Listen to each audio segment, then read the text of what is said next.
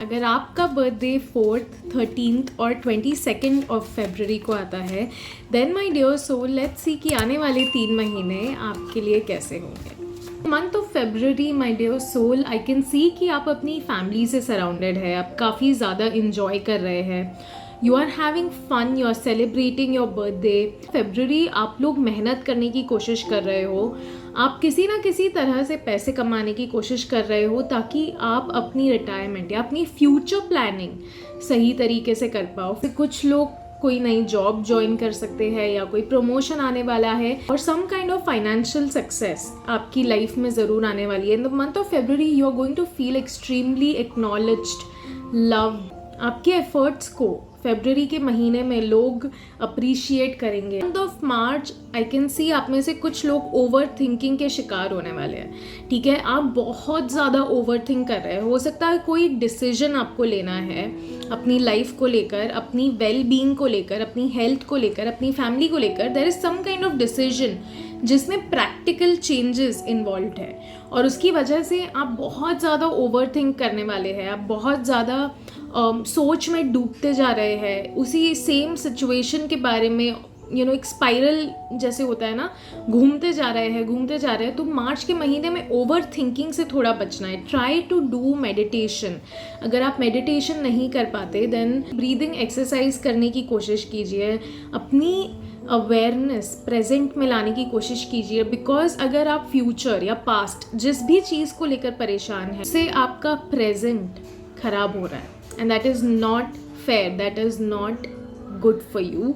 जो भी सिचुएशन है इसे देखने का नज़रिया आपको बदलना पड़ेगा।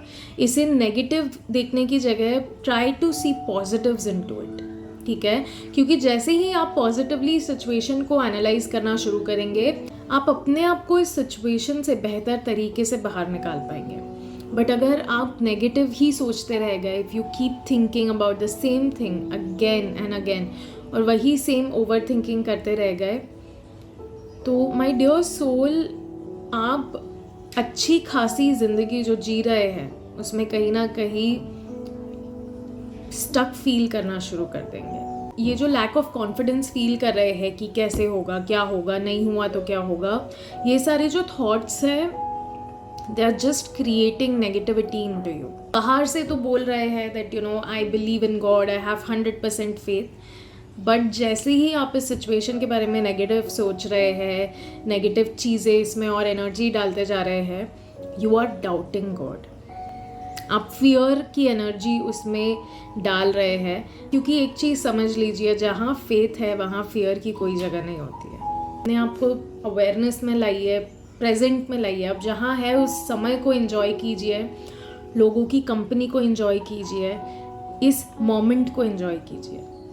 ठीक है, और बाकी सब परमात्मा के हाथ में छोड़ दीजिए। जो होना है वो तो होकर रहेगा। आपके टेंशन लेने से या आपकी ओवर थिंकिंग करने से ना ये सिचुएशन सुधरेगी, ना इसका कोई आंसर आने वाला है। Don't let these negative thoughts bother you. मार्च में ओवर थिंकिंग करने के बाद अप्रैल के महीने में आई कैन सी कि आप कोई चीज़ को लेकर बहुत ज़्यादा मेहनत कर रहे हैं। There is something in your past जिसकी वजह से आप बहुत एग्जॉस्टेड और ड्रेन फील कर रहे हैं। आप बहुत ज़्यादा पीछे मुड़ मुड़ के देख रहे हैं एंड यू आर थिंकिंग कि ये क्यों हुआ या ये कैसे हुआ, एंड कहीं ना कहीं आपके मन में अभी भी उस चीज़ के लिए, उस सिचुएशन के लिए गुस्सा है। एंड अप्रैल के महीने में किसी रूप में वो सिचुएशन फिर से ट्रिगर हो सकती है एंड जिसकी वजह से आपको और ज़्यादा एंगर या फ्रस्ट्रेशन फील होगा।